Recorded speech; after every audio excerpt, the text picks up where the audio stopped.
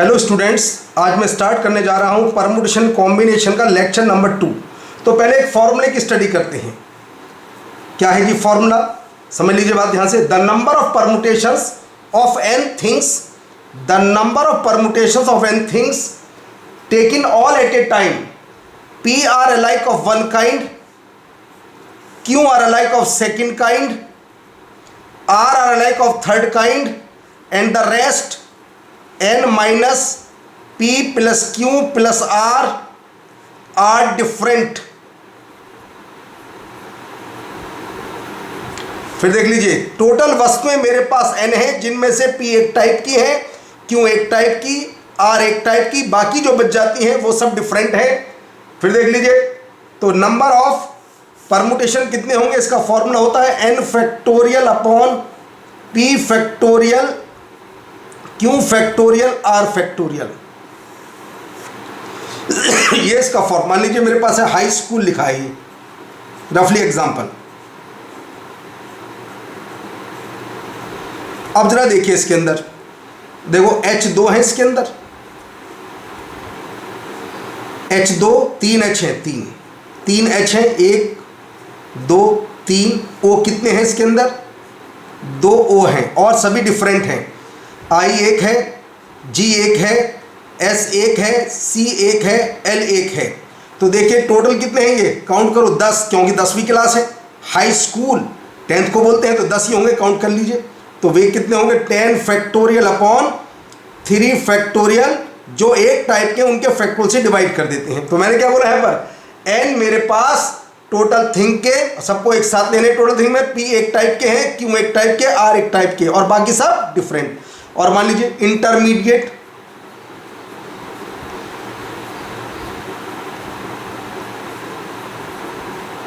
Intermediate 12 है, 12वीं class है, 12 फैक्ट काउंट करके देख लीजिए, 12 निकलेंगे 12वीं क्लास का इंटरमीडिएट। अब देखो इसके अंदर आई कितने हैं, इसके अंदर आई है 2 आई, ई कितने हैं इसके अंदर, 3 ई है, 3 फैक्टोरियल, और बताइए 2 आई 3 ई और कुछ 2 टी, और बाकी सब डिफरेंट 2 फैक्टोरियल। तो इस तरीके से आंसर निकल जाता है।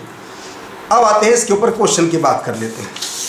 पहला एग्जांपल है, इन how many ways can the letters of the word permutations be arranged in the words start with P and with S. ऐसे कितने होंगे जो पी से स्टार्ट हों और जिनका एंड हो एस पर, पी से स्टार्ट हो और जिनका एंड हो एस पर। इनके बीच में क्या क्या है, E R M U T A T I O N, ये बीच में है। तो बीच वाले कितने हैं, 1 2 3 4 5 6 7 8 9 10।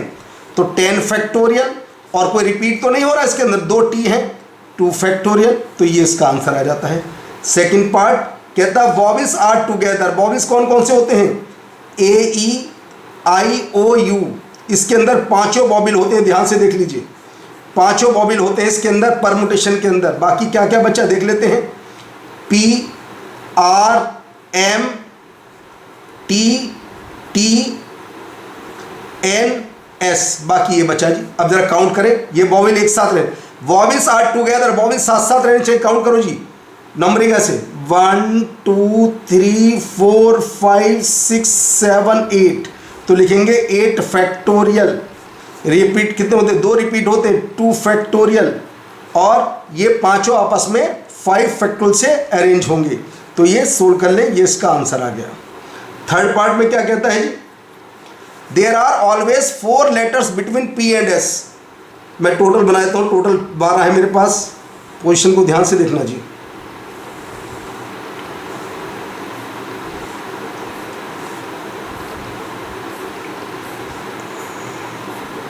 बारह बना रहा हूँ पहले मैं, ये लीजिए जी, P 1 2 3 4 S, ये पहली पोजीशन, 2 3 4 5 6 7 8 9 10 11 12। अब यहाँ पर ये कहता है there are always 4 letters between P and S। तो अगर P और S देखते रहिए, अगर P फर्स्ट पोजीशन में तो S तो होगा 6 पोजीशन पर, या P अगर सेकंड पर आ जाएगा तो ये कहाँ पहुँच जाएगा 7 पर, अगर P थर्ड पर पहुँचेगा तो ये आ जाएगा 8 पर, और यहाँ लिख देता हूँ मैं PS। अगर P फोर्थ पर जाएगा तो ये जाएगा 9th पर, P अगर 5 पर जाएगा 10 पर, P अगर 6 पर होगा ये होगा 11th पर, P होगा 7 पर तो ये होगा 12। ये पोजीशन बनेंगी P और S की। कहता है there are always 4 letters between P and S, P and S के बीच में ऑलवेज 4 लेटर्स होने चाहिए। तो देखो 4 हैं, ये फर्स्ट, तो ऐसी पोजीशन कितनी है 1 2 3 4, ऐसी पोजीशन 7 इंटू ये P और S आपस में, उसने पहले और बाद में नहीं कहा, बिटवीन P एंड S, ये आपस में इंटरचेंज हो सकते हैं 2 टाइप से, और बाकी जो बचे 10 वो कहीं पर भी जाए, हमें उससे कोई मतलब नहीं है।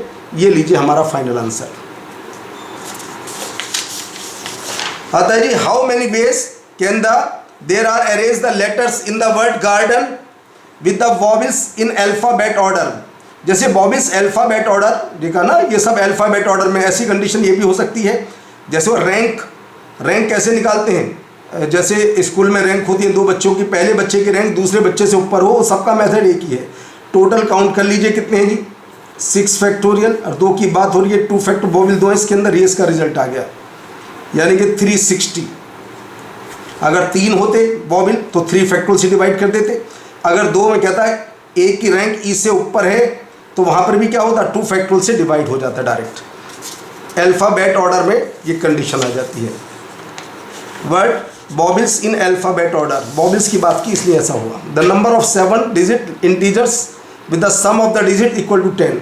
7 डिजिट नंबर है जी, 7 डिजिट इंटीजर्स, 7 डिजिट का कोई भी है जी, मान लीजिए A1 plus A2 plus A3 ऐसे लिख देते हैं, A4 plus A5 plus A6 plus A7 is equal to 10।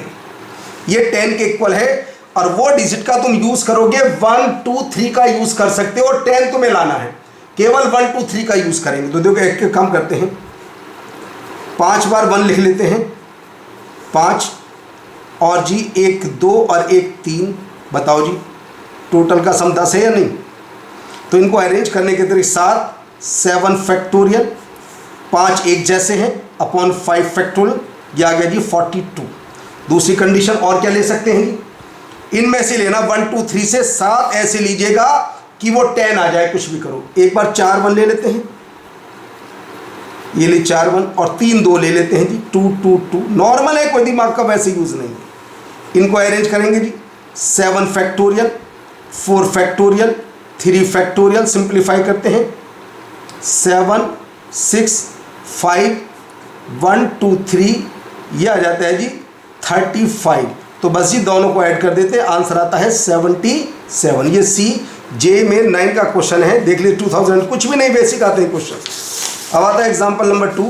How many different 9 digit numbers can be found from the numbers. पहले ये कितने नंबर है टोटल, 1 डिजिट कितने 1 2 3 4 5 6 7 8 9, ये 9 डिजिट का नंबर है। तो पहले मुझे नंबरिंग से 9 नंबरिंग कर लेनी चाहिए यहाँ पर। अब कहता है be arranging its digit so that the odd digit occupy even position. पहले नंबरिंग कर लेता हूँ मैं 9 हाँ जी, 1 2 3 4 5 6 7 8 9, पहले 9 तक की नंबरिंग कर लीजिए। अब क्या कहता है ऑड डिजिट कौन कौन से हमारे पास 3 3 5 5, और इवन कौन कौन से हैं 2 2 8 8 8, ये मेरे पास इवन है।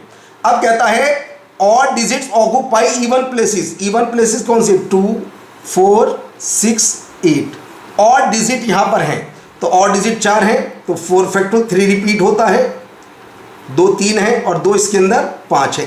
एंड अब इन बाकी बचे स्थान पर हमारे कहेंगे इवन डिजिट। इवन डिजिट कितने टोटल 5 फैक्टोरियल, 2 एक जैसे और 3 एक जैसे। सिंप्लीफाई कर लेते हैं 6 इंटू 10, आंसर आ गया 60। तो ये सी इज द करेक्ट आंसर, सी है इसका करेक्ट आंसर, इस वाले कंडीशन का सी इज करेक्ट आंसर। अब बात करते हैं अगले रिजल्ट की, अगले फॉर्मूले की बात करते हैं। अगला फॉर्मूला कैसे, the number of permutations, second condition. एक फॉर्मूले का नाम सुना होगा तुमने n raise to the power r, confusion रहता है बहुत ज़्यादा, इसी की बात कर रहे हैं। The number of permutations of n different things taken r at a time when each thing may be repeated any number of times is n raised to the power r. फिर सुनिए, the number of permutations of n different things taken r at a time when each thing may be repeated any number of times is n raised to the power r. तो मैं ऐसे याद कराता हूं, n को receiver कर लीजिए, receive करने वाला, ये तो रिसीवर है जो लेगा, और ये देने वाला। देखिए एक स्टूडेंट है, मान लीजिए उसके एक बच्चा है, उसकी 4 पॉकेट हैं, 4 पॉकेट, 3 मार्बल्स हैं, कंचे हैं, इनको पुट करना चाहता है पॉकेट में। तो बताओ रिसीव करने वाले तो पॉकेट हैं, तो लीजिए 4 की पावर 3, 64 आंसर। ये ऐसे कह ली, जो चीज़ नीचे उसे नीचे रहने दीजिए, जो ऊपर है ऊपर। जब तुम पॉकेट के अंदर कंचे डालोगे तो पॉकेट नीचे होगी, कंचे ऊपर होंगे। जो चीज़ नीचे उसे नीचे रहने, जो चीज़ ऊपर है उसे ऊपर रहने दीजिए। और ले लीजिए 3 लेटर बॉक्स, 6 लेटर्स, कोई टेंशन नहीं है। रिसीव कर रहे हैं लेटर बॉक्स और लेटर है 6, तो कंडीशन क्या होगी जी? 3 की पावर 6। कोई टेंशन नहीं, डायरेक्ट आंसर, कुछ करना ही नहीं है। और ले लीजिए 5 बेगर्स, 6 बिस्किट्स,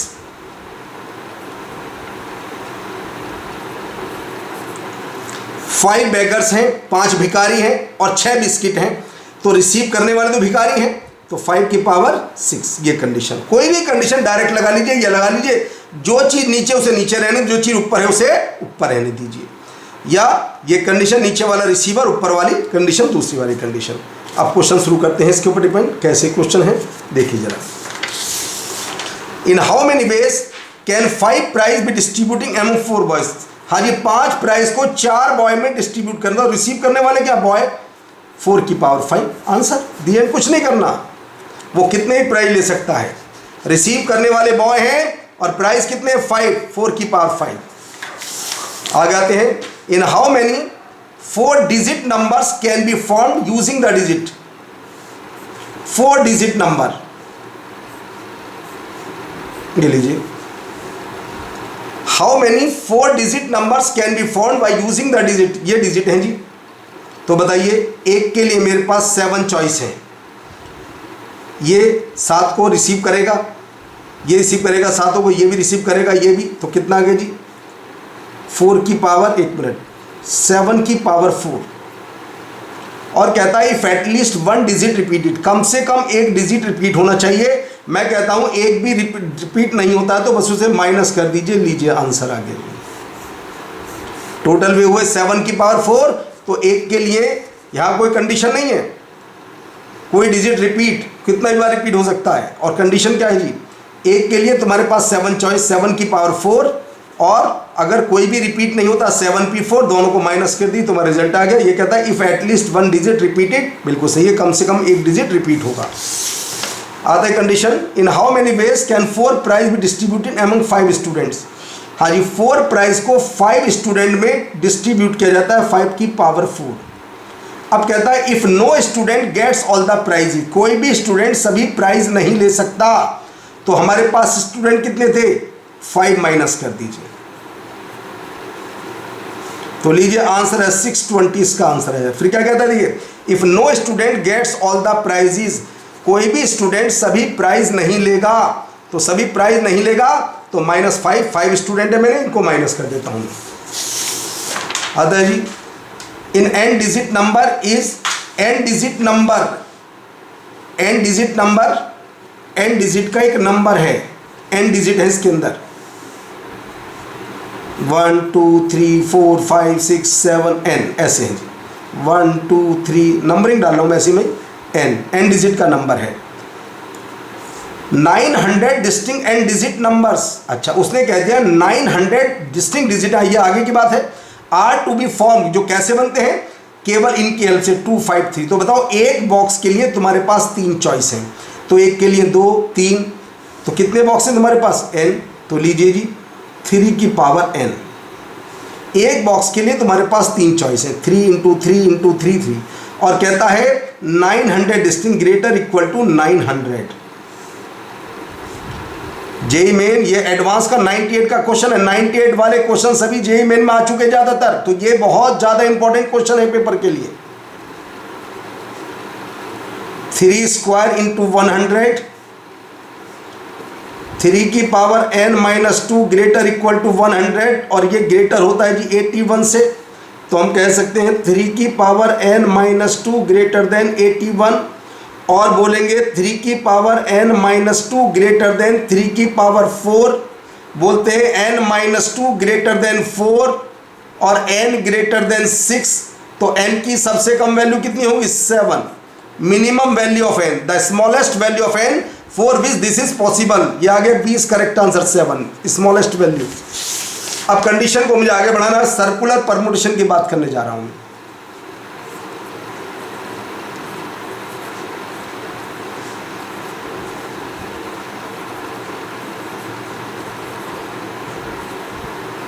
सर्कुलर परमुटेशन दो टाइप के होंगे, एक तो होता है circular table,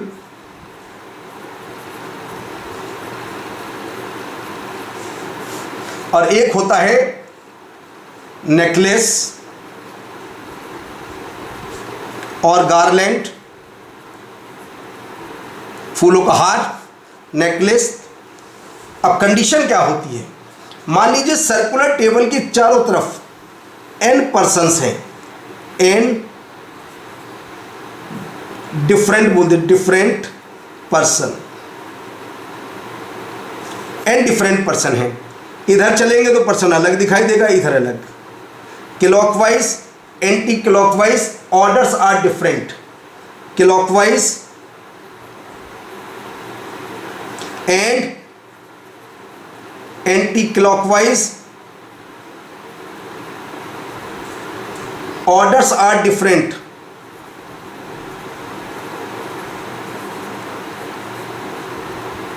clockwise anti clockwise का ऑर्डर डिफरेंट है, तो हम बोल सकते हैं the number of circular permutation of n different things taken all at a time is n-1 factorial if clockwise and anti clockwise orders are taken as different. Clockwise anti clockwise का order different है। मान लीजिए एक आदमी को fix कर लेते हैं, जब एक को फिक्स कर लेते हैं तो बाकी कितने बचते हैं n-1, वो कहीं पर भी जाए तो उन्हें अरेंज करेंगे n-1 फैक्टोरियल से।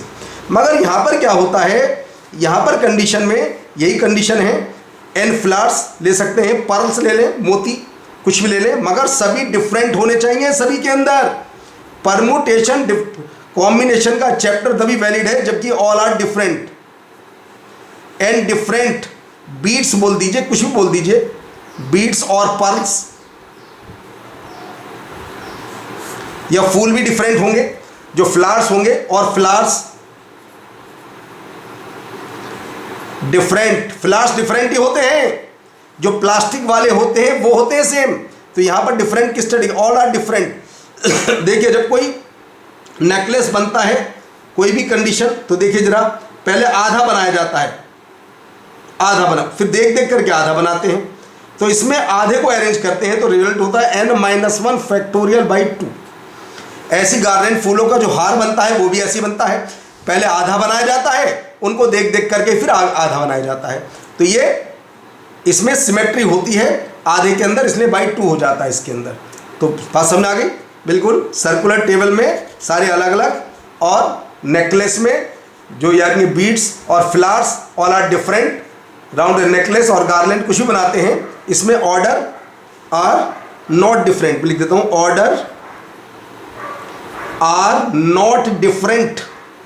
ऑर्डर डिफरेंट नहीं है इसके अंदर, ऑर्डर सेम है, जैसे इधर वैसी कंडीशन। अब जी कंडीशन इसके ऊपर question, if 11 members of A committee sit at a round table. अच्छा 11 मेंबर की एक कमेटी है, लीजिए जी, राउंड टेबल में बैठे हैं, president and secretary always sit, president और सेक्रेटरी दोनों साथ साथ बैठते हैं। तो जब साथ साथ का केस होता है तो 11 - 2 + 1 कर लीजिए पहले, सबसे पहले कोई भी क्वेश्चन आ जाए तो इसके वेग कितने होंगे, ये होंगे जी 10। फिर देख लीजिए जो साथ होते हैं उनको पहले -+1, क्योंकि ये तो दोनों साथ, इनको एक कंसीडर कर रहा हूं मैं। 11 members committee sit a round table so that president and secretary always sit together, then the number of arrangements। अब ये 10 आगे टेबल पर कैसे करेंगे? 10 को करेंगे 10 - 1 फैक्टोरियल, और ये दोनों 2 फैक्टोरियल से अरेंज होंगे, तो 9 फैक्टोरियल इंटू 2 इसका करेक्ट आंसर है। आते हैं जी इसके अंदर example, question number 4। The number of ways 6 men 5 women can dine a round table की बात कर रहा है, इसके अंदर भी लीजिए जी 6 men, और कहता है women are no to women are to sit, women साथ साथ, तो पहले मैन को बिठा लेते हैं। कितने मैन है जी? 6, 2, 3, तो 6 पर अरेंज करेंगे पहले मैन को 6 - 1 फैक्टोरियल से सर्कुलर टेबल पर। अब बताइए इनके इधर उधर कितने गैप खाली हैं? सर्कुलर टेबल पर जितने मेंबर हैं उतने ही गैप होते हैं। ये कितने गैप होंगे जी? 6 गैप ही होंगे। ये सर्कुलर टेबल का केस है। अगर एक लाइन के अंदर हो तो 7 गैप हो जाते हैं, क्योंकि इधर उधर भी हो सकते हैं। यहाँ पर 6 गैप हैं, और 6 गैप पर कितने वुमेन बिठाते हैं? 5, तो 6p5, तो आता है जी 5 फैक्टोरियल इंटू 6 फैक्टोरियल इसका आंसर। ये लीजिए जी, A is correct answer. JEE main 2003 का क्वेश्चन है। आते हैं जी, consider 21 different pearls on a necklace, in how many pearls placed on the necklace such that 3 specific pearls remain together। 3 एक साथ हैं, 3 स्पेसिफिक। मैंने कहा जब एक साथ हो तो -3 + 1 कर लीजिए, तो कितना आ जाता है कि 19। अब ये नेकलेस बनाना है तो 19 - 1 / 2, और 3 अरेंज होंगे 3 फैक्टोरियल से, तो आता है जी 18 फैक्टोरियल इंटू 3 इसका आंसर आ जाता है। देखिए 21 में से कहता है 3 एक साथ रहती है, तो -3 + 1 19। अब इन 19 को नेकलेस पर लगाना है, तो 19 - 1 फैक्टोरियल बाई 2, और इंटू वो तीनों आपस में अरेंज कितने? 3 फैक्टोरियल। यहाँ पर नेकलेस के अंदर मोती भी डिफरेंट होने चाहिए। जो पहले मोती चलते थे, जो दबे रहते थे चारों, वो वाले मोती की स्टडी की जाती है। यहाँ पर जो मशीन वाले मोती आते हैं, वो वाले मोती की स्टडी परम्यूटेशन कॉम्बिनेशन में नहीं होती। जो मोती अलग अलग होते, साइज एक जैसा हो सकता है, केवल उन्हीं की स्टडी होती है परम्यूटेशन कॉम्बिनेशन के अंदर। अब आते हैं जी कंडीशन।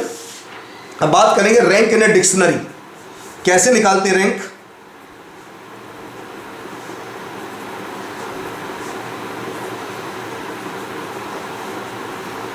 पहले कंफ्यूजन दूर कर दूं, ये कोई ऑक्सफोर्ड वाली डिक्शनरी नहीं है। ये डिक्शनरी क्या होती है, जैसे इसके अंदर कोई चीज़ स्मॉल, तो वो डिक्शनरी केवल इन्हीं की हेल्प से बनाई जाए, जिसके अंदर S हो, M हो, A हो, LL हो, उन्हीं की डिक्शनरी की बात करते हैं। तो रैंक इन अ डिक्शनरी, हम डिक्शनरी केवल इनकी हेल्प से बनाएंगे। जैसे मुझे स्टडी करनी है स्मॉल SMALL, तो पहले इन्हें अल्फ़ाबेटिकली ऑर्डर में लिखेंगे, AMS, पहले अल्फ़ाबेटिकली ऑर्डर में लिख देते हैं सबसे पहले। जब डिक्शनरी खोलते हैं तो पहले A से स्टार्ट होगी। अगर A से स्टार्ट होता है तो बाकी अल्फ़ाबेट कितने टाइप से अरेंज होंगे? देखिए 4 फैक्टोरियल, 2 एक जैसे हैं, तो आ गया जी 12। जब तक S ना जाए, जब तक फिर आएगा L, अल्फ़ाबेट आएगा L। अब कितने टाइप से अरेंज होंगे जी? सारे डिफरेंट हैं। 4 फैक्टोरियल, ये होगा जी 24, नहीं चाहिए। फिर चलते चलते M आ जाता है जी, M कितने टाइप से अरेंज होंगे जी? 4 फैक्टोरियल / 2 फैक्टोरियल, ये आ जाता है 12, ये भी नहीं चाहिए। फिर आ जाता है S तो हमें चाहिए, S तो आ चुका। S अकेला नहीं आएगा, S अपने साथ नेक्स्ट अल्फ़ाबेट लेकर के आएगा, S अपने साथ A लेकर के आएगा। S जब A लेकर के आता है तो बाकी कितने टाइप से अरेंज होंगे जी? 3 फैक्टोरियल / 2 फैक्टोरियल, यानी कि 3, ये भी नहीं चाहिए जी। फिर S अपने साथ लेकर के आएगा L लेकर के आता है तो 3 फैक्टोरियल, यानी कि 6, ये भी नहीं चाहिए जी। फिर आएगा S अपने साथ M लेकर के SM, ये तो आ चुका। और देखो सारे अल्फ़ाबेट भी इसी ऑर्डर में है, ALL, तो ये आ गया 1। अब सबको ऐड कर दीजिए, कितना आता है देख लीजिए, ये आता है जी 58। तो रैंक आ गई 58, ये लीजिए इसकी रैंक है 58। जेईई मेन 2016 का क्वेश्चन। पहले अल्फ़ाबेट ऑर्डर में लिखे, फिर एक एक कैंसिल आउट करते जाइए। क्वेश्चन नंबर 6 आता है, if the letters of the word Sachin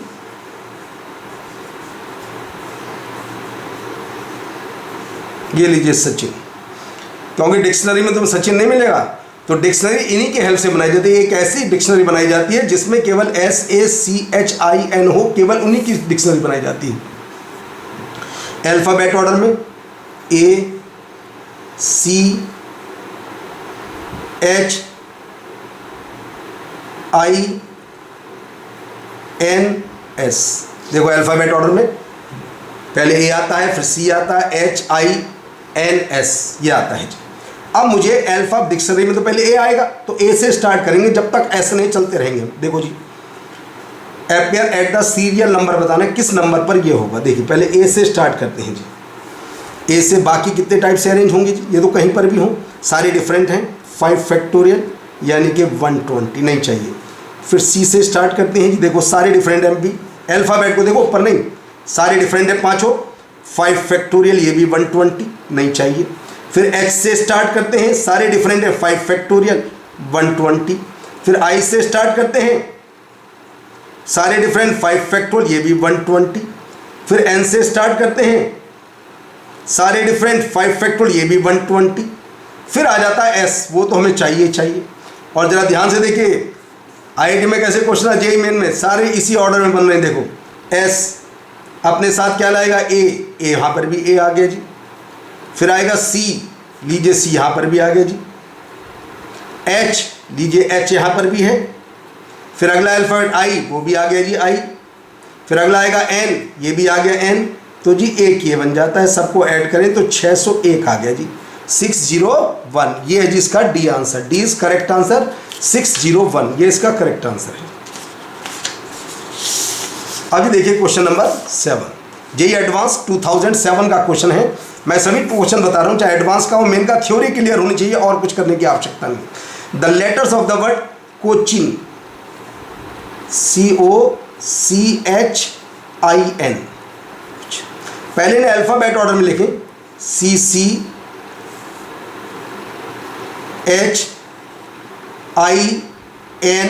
O, पहले अल्फ़ाबेट ऑर्डर में लिख लेते हैं सबको।